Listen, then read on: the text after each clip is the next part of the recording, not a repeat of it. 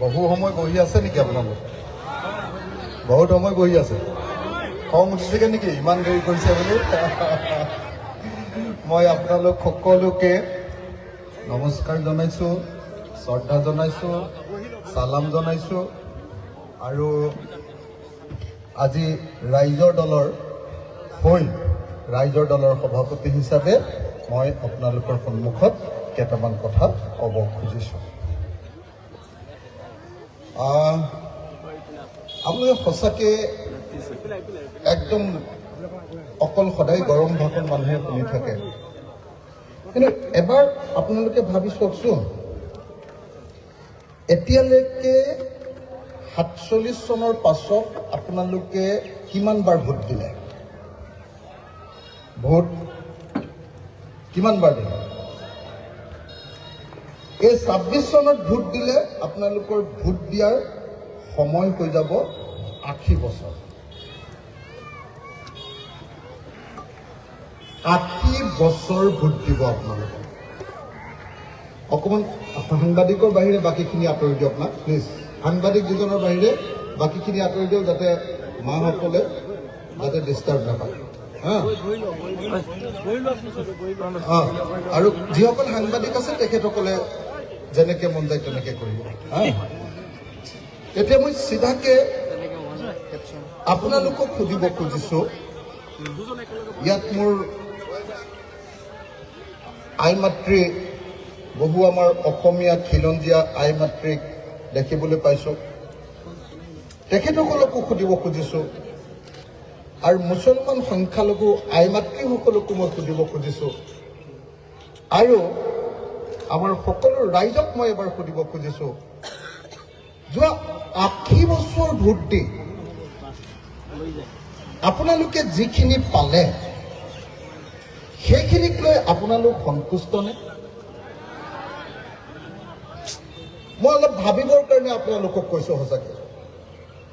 যোৱা 80 বছৰ আপোনালোকে ভোট দি এতিয়ালৈকে যিখিনি পালে সেইখিনিক লৈ আপোনালোক সন্তুষ্ট হয় নে নহয়? নহয়। কেতিয়াবা কংগ্ৰেছক ভোট দিলে আপোনালোকে, কেতিয়াবা আপোনালোকে এজিপিক ভোট দিলে, কেতিয়াবা আপোনালোকে জনতা দলক ভোট দিলে, কেতিয়াবা আপোনালোকে বিজেপিক ভোট দিলে, কেতিয়াবা আপোনালোকে CPI বা CPM বা SUCI এই আটাইবিলাক পাৰ্টিক ভোট দিলে। ভাৰতত আৰু পাৰ্টি চাবলৈ বাকী নাই আৰু সব পাৰ্টিকে আপোনালোকে ভোট দি চালে। সঁচাকে আমাৰ মূল কামকেইটা হ'ল নে নাই বাৰু? হ'ল নে নাই? আপোনালোকে ইয়াত থকা সব মানুহে নিজৰ নিজৰ মুখখন চুই চাওক, দেখিব যে প্ৰত্যেকজন মানুহৰ চেহেৰা দুখীয়া মানুহৰ চেহেৰা। এনে মিছা কথা কৈ লাভ নাই, অসমৰ মানুহৰ চেহেৰা দুখীয়া মানুহৰ চেহেৰা। আজিৰ দিনটোত ভাৰতবৰ্ষৰ ভিতৰত অসম আটাইতকৈ দুখীয়াৰ ভিতৰত 4 নম্বৰত। আজিৰ দিনটোত গোটেই ভাৰতবৰ্ষৰ মানুহ জীয়াই থাকে 72 বছৰ, আমি জীয়াই থাকো 67 বছৰ 6 মাহ। অসমীয়া কোন কম জীয়াই থাকে? কোন কমকে জীয়াই থাকে? সেইবিলাক মানুহ কমকে জীয়াই থাকে যিবিলাকৰ কষ্ট বেছি, যিবিলাকে বেছি কষ্ট কৰি খাব লাগে, খোৱা বোৱা বেয়া, টেনশ্যনত জীৱনটো গৈছে, সিহঁতি কমকে জীয়াই থাকে। হয়নে নহয়? আৰু আমি অসমীয়া মানুহ ভাৰতবৰ্ষৰ ভিতৰতে কমকে জীয়াই থকাৰ ভিতৰত আমি 2 নম্বৰত।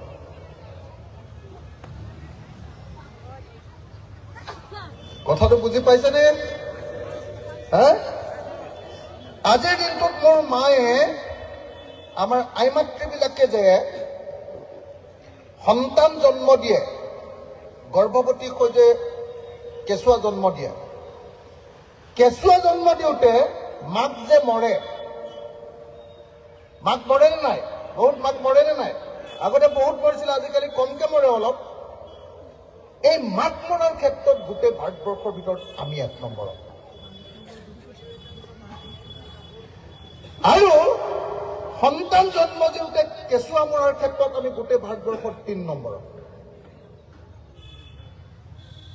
আমাৰেই আটাইতকৈ বেছি বাচ্চা মৰে আৰু আমাৰেই আটাইতকৈ বেছি মাকবিলাক মৰে। আমি যে স্কুললৈ যাওঁ, আধাতে স্কুল এৰি দিয়ে। কোনে আধাতে স্কুল এৰি দিয়ে? দুখীয়া মানুহৰ ল'ৰা ছোৱালীয়ে হয়নে নহয়? আনৰ ঘৰত হাজিৰা কৰিবলৈ যাব লাগে, আনৰ ঘৰত কাম কৰিবলৈ যাব লাগে, ফেক্টৰী বা গেৰেজত কাম কৰিব লাগে, কিবা এটা কৰি যেনে তেনে পৰিয়ালটোক চলাই দিব লাগে। তেনেকে আধাতে স্কুল এৰাৰ ক্ষেত্ৰত ছেকেণ্ডেৰী স্কুল অৰ্থাৎ মাধ্যমিক বিদ্যালয়ত আটাইতকৈ বেছি স্কুল এৰা ৰাজ্যখনৰ নামটো হ'ল অসম। অথচ প্ৰধানমন্ত্ৰী আহিলে আমাক কয় যে তোমালোকক আমি ভাৰতবৰ্ষৰ 1 নম্বৰ ৰাজ্য কৰিম। আমাৰ হিমন্ত বাপুৰটো আৰু মুখখনটো বন্ধই নহয়। তেওঁৰ মতেতো আমি নাম্বাৰ 1 হলোৱে ইতিমধ্যে। হলোনে নাই বাৰু? হলোনে নাই? তেওঁৰ মতে আপোনালোকে যদি নিউজ লাইভ চেনেলটো চাই থাকে, হিমন্ত বিশ্ব শৰ্মাৰ ইণ্টাৰভিউটো যদি চাই থাকে, এনেকুৱা লাগেনে নাই এই অসমৰ কথা কৈ আছে নে আমেৰিকাৰ কথা কৈ আছে? অসমৰ সব সমস্যা সমাধান হৈ গ'ল যেন লাগেনে নাই? মই সঁচাকৈ আপোনালোকক কৈছো, আজিৰ দিনটোত হিন্দুৱে হওক মুছলমানেই হওক, অসমৰ 100 জন মানুহৰ ভিতৰত 28 জন মানুহৰ নিজৰ বুলিবলৈ মাটি এটুকুৰাও নাই, যাক ইংৰাজীত লেণ্ডলেছ বুলি কয়, অসমীয়াত ভূমিহীন বুলি কয়। অসমৰ 100 জন মানুহৰ ভিতৰত 28 জন মানুহ ভূমিহীন। 32 জন মানুহ আছে কিন্তু মোৰ নিচিনা মানুহ, আমাৰ ঘৰত 4 বিঘা অকল মাটি আছে। অৰ্থাৎ মাটি আছে কিন্তু সেই মাটিৰে পৰিয়াল নচলে। 100 জনৰ ভিতৰত 32 জনৰ মাটি আছে কিন্তু সেই মাটিৰে পৰিয়ালটো চলিবলৈ নোজোৰে খেতি কৰি। ইয়াক ইংৰাজীত মাৰ্জিনেল ফাৰ্মাৰ বুলি কয়, মাৰ্জিনেল ফাৰ্মাৰ, উপান্ত কৃষক। 28 জনৰ এটুকুৰাও মাটি নাই, 32 জনৰ মাটি আছে, খাবলৈ নোজোৰে। 28 32 কিমান হ'ল? 60। 100 জনৰ ভিতৰত 60 জন মানুহৰ অসমত খাবলৈ নোজোৰে। তাৰ পাছত হিমন্ত বিশ্ব শৰ্মাই কয় যে অসম 1 নম্বৰত দৌৰি আছে, অসম 1 নম্বৰত দৌৰি আছে। আৰু যেতিয়া মই কওঁ যে আপুনি ৰাস্তাটো ভালকে নিয়া নাই, তেতিয়া কয় তই মিয়া প্ৰেমী, তই অখিল নহয় অখিল উদ্দিন। কয় আজিকালিতো মোক নামে দি দিছে চুমা বাবা, হয়নে নহয়? মই আপোনালোকৰ ভিতৰত চিধা চিধিকে ক'বলৈ আহিছো, মোৰ কাৰণে হিন্দু, মুছলমান, খ্ৰীষ্টান, জৈন, বৌদ্ধ, শিখতকে মোৰ কাৰণে আটাইতকৈ ইম্পৰ্টেণ্ট বস্তুটো হ'ল মানুহ। মোৰ হিন্দু মানুহো ভালকে খাবলৈ পোৱা নাই, অসমৰ মুছলমান মানুহেও ভালকে খাবলৈ পোৱা নাই। আৰু খাবলৈ নোপোৱাৰ কাৰণে হিন্দু বা মুছলমান কোনো জগৰীয়া নহয়, খাবলৈ নোপোৱাৰ কাৰণে জগৰীয়া হ'ল এই চৰকাৰ গঠন কৰা ৰাজনৈতিক দলবোৰ। আৰু সেই কথাটো মই কওঁ কাৰণে মোক চবেই শত্ৰু বুলি ভাবে, মোক চবেই ভাবে যে ই অকল আমাক গালি পাৰিবলৈহে জন্ম হ'ব, এনেকে বুলি মোক চবেই দম দিয়ে। মই কিন্তু আপোনালোকক সঁচাকৈ ক'বলৈ আহিছো, প্ৰত্যেকজন মানুহক মই জানো যে ধিং সমষ্টিত এতিয়া অসমীয়া খিলঞ্জীয়া মানুহ বহুত কম আছে আৰু তেওঁলোকে ভয়ে ভয়েও থাকিব লাগে।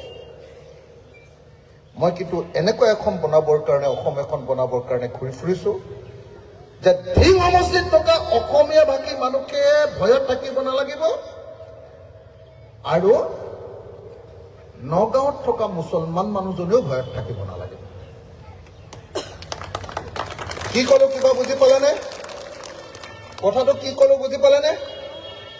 যে ধৰ্মটো কোনে কি কৰিছে সেইবোৰ দৰকাৰ নাই। ধৰ্মটো নিজৰ ঘৰত, নামঘৰত বা মছজিদত হওক। কোনে কি ড্ৰেছ পিন্ধিছে মোৰ সেইটোৰ কোনো প্ৰয়োজন নাই। মোৰ মায়ে উৰণি লয়। মোৰ মাৰ এতিয়া বুঢ়া হৈ গৈছে, 93 বছৰ, 93 বছৰ, তাৰ পাছতো মায়ে উৰণি লৈ থাকে। তেনেকে মুছলমান মহিলা এগৰাকীয়ে কি লৈ থাকে? এখন